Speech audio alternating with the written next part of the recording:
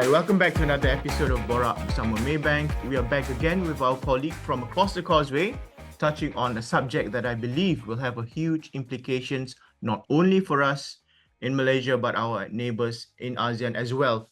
So joining me on the show again today, we have our regional co-head of macro research, Mr. Chua Hak, to basically talk about a possible Trump comeback in the upcoming US presidential elections in November. So welcome back to the show, Hak. Thanks for having me, Najib. All right, just to quickly kick off.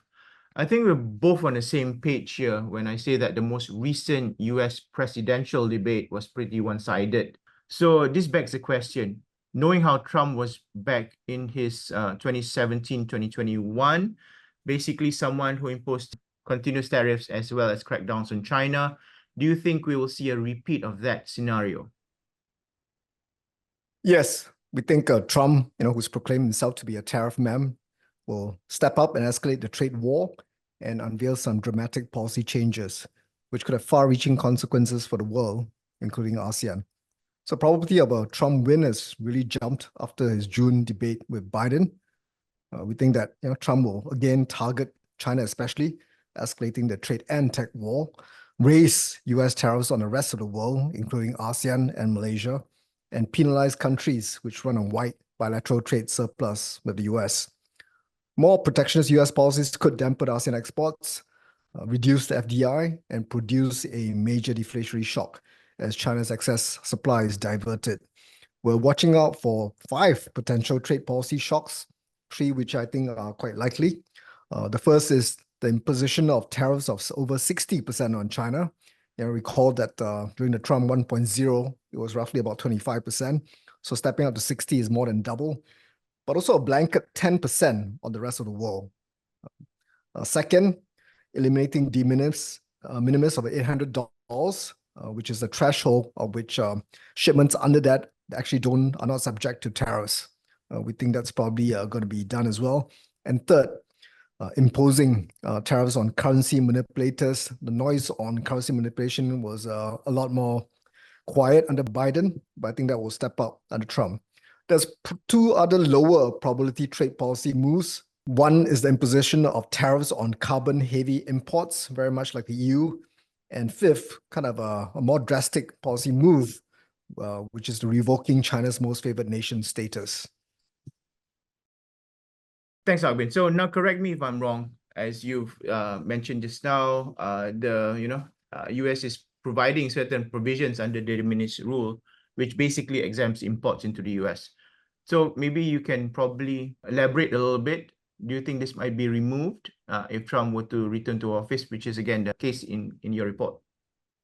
So Robert Lighthizer, potential US Treasury Secretary for Trump, is seeking to eliminate that provision, known as de-minimis, as you mentioned, the value below which imports are exempt from custom duties. And currently that's at $800. That's pretty high. So he argues that the provisions gives many Chinese companies, including fast fashion labels like Shein and Temu, duty-free access to the US market. Products valued below the threshold are not required to pay taxes and duties or submit formal custom declarations. Congress is working on one bill to close the loophole by removing tariff goods from the de-minimis eligibility altogether. And there's another bill that would simply match its trading partners' de-minimis thresholds. Just for comparison, China's de-minimis is actually pretty low. It's set at 50 yuan, which is about $7. So several ASEAN countries have actually moved and eliminated the de-minimis rule, because they were also facing a flood of cheap Chinese goods. So some who have really effectively eliminated goods in Indonesia, Malaysia, Thailand, and Singapore. Who will be the big losers if this is removed? It's really China and Mexico, which accounts for more than 70% of parcel shipments to the US. And they will be the big losers if this rule is abolished. Okay.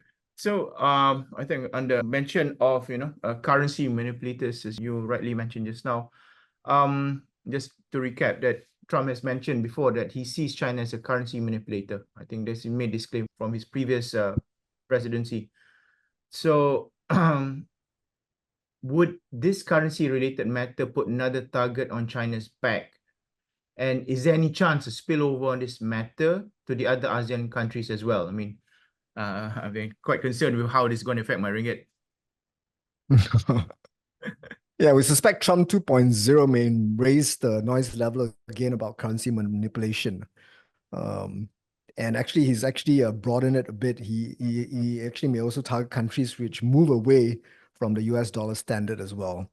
And that was some noise during the BRICS that those countries who are trying to shift away to alternative currencies, they may consider some policy responses as well. So currently under the Treasury currency manipulation category, China, Vietnam, and Singapore actually meets 2 of the 3 criteria, so are currently on a watch list. We don't think Singapore will ever meet the 3rd category because Singapore actually one of the few that actually runs a bilateral trade deficit with the US, even though Singapore has a huge surplus with overall. Malaysia was on the watch list for a short period, but have since dropped off as the current account surplus fell below the 3% threshold of GDP. US policy options on currency manipulators could include export controls and import tariffs. On the currency impact from US trade policies, well, it's likely that Trump goes through, we'll see the similar reaction that we saw under Trump 1.0, that any kind of big tariff announcement and shock in China will lead to a stronger US dollar and a weaker yuan as well. Because the currency will be basically absorbing the shock from that tariff.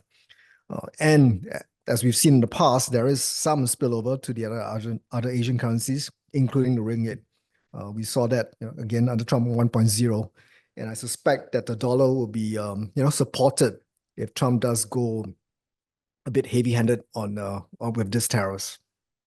Great, Hak Bin. Thanks so much. You can catch Hak Bin's latest Trump 2.0 report and many more trade ideas on the all-new Maybank Trade MY app. Remember, if you don't have a CDS or trading account, you can apply for one online in just 3 minutes via the QR code on the screen now. If you need a more, personal touch, you can also approach our sales representative and they can help you get started on that as well. With that, I thank you, Hak Bin, again for joining us today. I will catch everyone in the next episode. But until then, this is Najib Hussein signing off.